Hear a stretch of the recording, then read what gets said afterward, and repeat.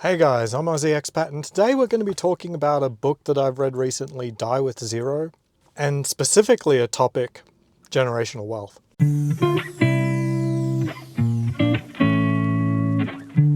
Okay, so as I've turned 40, it's time to reevaluate your life, have that midlife crisis, whatever that might mean to you. So, number one, I'm not going to get a Ferrari. Maybe I should, I don't know. Here in the minivan today, and very apropos, because one of the things that was very interesting about this book, and I bought this book and read it because I wanted to challenge a lot of my assumptions about what my financial goals should be and how I deploy that wealth, how I gain it, and what I do with my time. And one of the things that comes up, and thankfully it does, the book does a really good job of looking at the issue of kids, basically. And one of the things that a lot of people who are wealthy enough to look at such a book, Die of Zero, now, again, it's a book that's designed for people who have a lot of choices in life. This is not about how to get rich. It's literally how to spend your money. One of the things that it's really looking at is kids, because that's what a lot of us are working towards. If you don't have kids, you've got a whole different set of problems to worry about. Um, but if you've got kids or want kids and you are building wealth, a lot of us think about how do we deploy that wealth to benefit our kids. And a lot of people think about generational wealth. And that just means wealth that they'll have because of what you've done. And is that something that you're working towards? And will you actually give it to them? So there's people out there who will, die of zero and not have any real intention beyond the 18th birthday of a child to support them. And I think that's okay.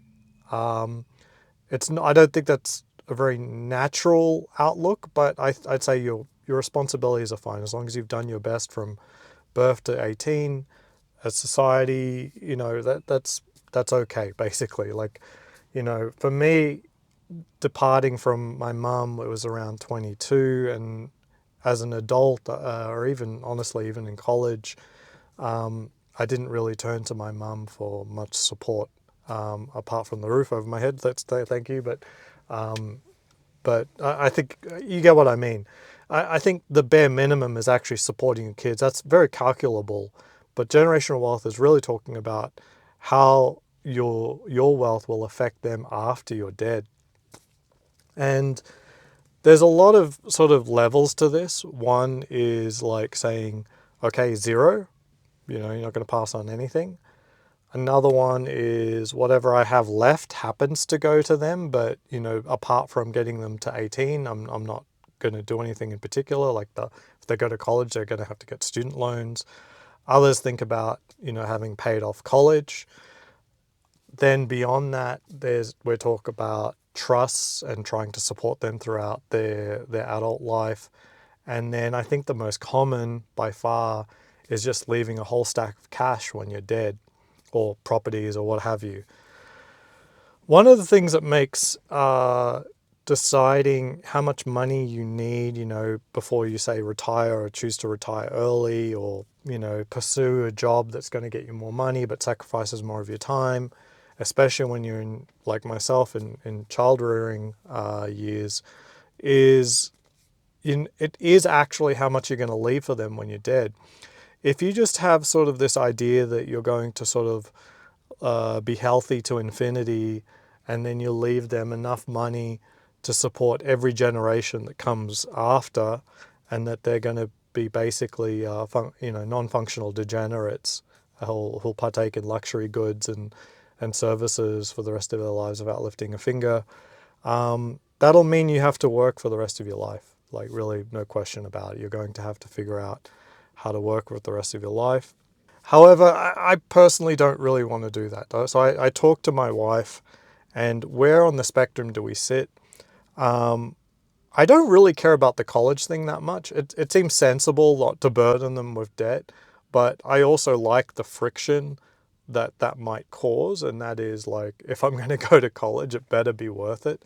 That being said, young people, are not always the smartest with their choices. So burdening them with that friction may coax them into the right to make, good decisions, but it also may not, right? So it may just all it does is make their 20s, horrible with all of that extra debt. So that's one thing to consider. I think whatever choices they make, I will support in terms of higher education. Um, would it mean like supporting basket weaving? Maybe not. So they're gonna, I wouldn't stop them, but I think I would withhold my support if I think that they're doing something I don't support. Now, does that make me a bad dad? The fable, oh, my parents would support me and stuff like that. It's like, I don't know. Part of being a parent is guiding your children in the right decisions. It starts getting very complicated when when they're at 18, they are an adult. They can make their own decisions with their own life.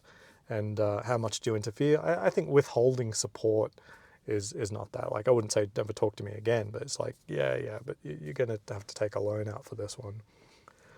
Then what most people do is they just leave. If college is paid for, the next step is just that they die, and then the money goes to the kid.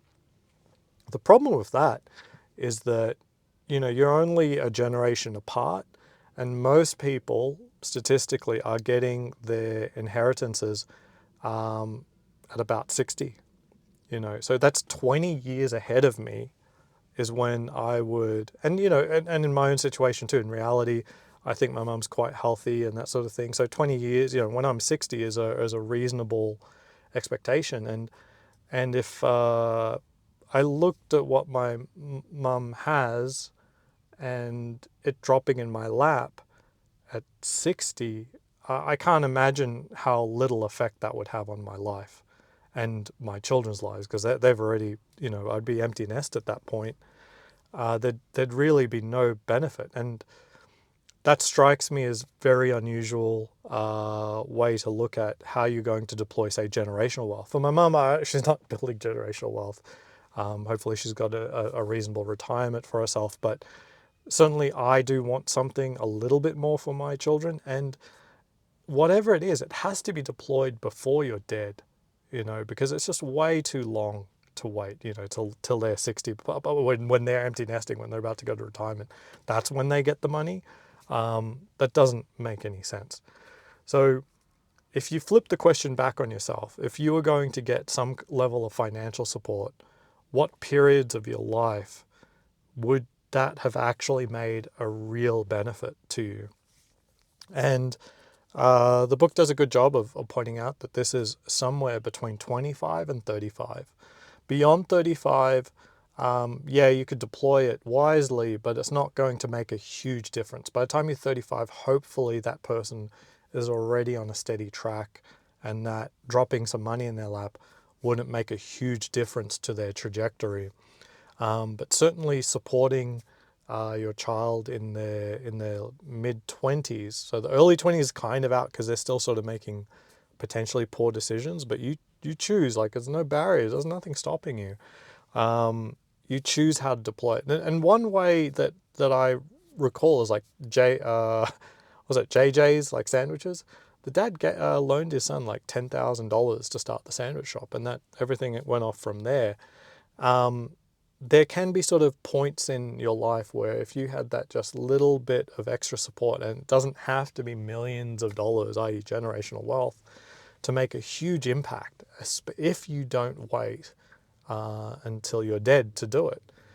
And so that's what the book encourages you to look at, and that is whatever you think is due to your children, don't pretend you're immortal or effectively that you've got to wait till death to do anything about it.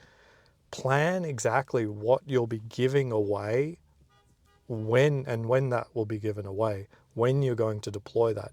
And that'll allow you to determine how much you need to work and how much you need to gain for your own nest egg so you can maintain the quality of life that you want into retirement or early retirement.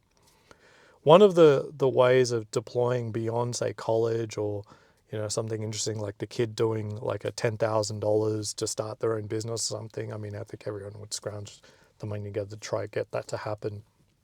Is things like, well, like Warren Buffett does. So he's obviously super wealthy. What I've heard is that what he chooses to do is to amplify whatever they've got. As in, if they've got a salary of say 50,000 a year, he'll give them $100,000 for the year. That he just amplifies what they've got. And I like this idea that what I wouldn't want to do is be an enabler of a useless life. You know what I mean? That the lifestyle is just supported just because of, you know, what I've done, and then I'm effectively raising generations of very what was that movie, Wall-E, where they're just fat, they're doing nothing with their life. I wouldn't want to support that. That's not how I would want my wealth to influence a person's life. You know, my offspring's life. I'd want it that they were more bold and enjoyed themselves and were able to see things a better perspective and were enabled by it and amplified by it and not diminished by it. And so I do like the salary thing. Perhaps it's not super aggressive enough. The other one that I thought of that would be interesting, and I do want to be a granddad one day, and that is, and certainly something that would help me and help our decisions, and especially timing of these decisions, and that is around grandkids. So, you know, we put off, you know, I was married to my wife for quite a while before we had our first child. We put it off until we felt like things were lining up pretty well. Arguably, we waited 2 more years than we really needed to, and this was to, you know, just really get our finances in order, get our green card in order, and so on and so forth. But, you know, if circumstances were slightly different, maybe I would have had the kids maybe a couple years earlier, and then had the extra financial burden of that, you know, a little bit more risk. I would say one way to do the you know, giving away of money to your kids to support them would be to like just straight up say, hey, if you have a kid, I will pay for, you know, half or all or whatever, you know, the child rearing stuff, whether it's schools or babysitters and stuff like that. Just say, the way I want to deploy my money is like, if you decide to have children, you will not be financially burdened by it, or at least the financial burden of children will be greatly softened. They will have a safety net, you know, because they're perfectly innocent. They don't have decisions to make, you know. And I really like that one. I really, really like that one. It doesn't affect their ability in terms of their career and that sort of thing as much, but it certainly achieves a different goal, which is kids and child rearing, and that's something that I'm placing a lot higher value on. So I'm starting to map out what the rest of my life looks like financially, and you know, what time and when do I want to have the time to be able to spend with my kids. And I think that's the real investment that I want to make for the long term, and that is that when my kids grow up, that I'm honestly like their best friend. Like if something happens that it's like, oh crap, I'm in trouble, I got to see dad about this, something like that, that I'm someone that they can turn to, both as someone who might have resources, but more importantly, someone who is, you know, ride or die with them. And that's very important, and that takes a lot of time and trust. And it's not something that you can do by only developing a huge nest egg.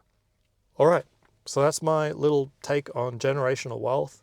Let me know what you think. What are you going to do for your kids? Are you just going to try and build it up and then you die and then who knows what? Or are you planning to deploy that money in certain ways to achieve certain goals with what you want to see from your offspring and, you know, the people you love in your lifetime? Until next time, see you around.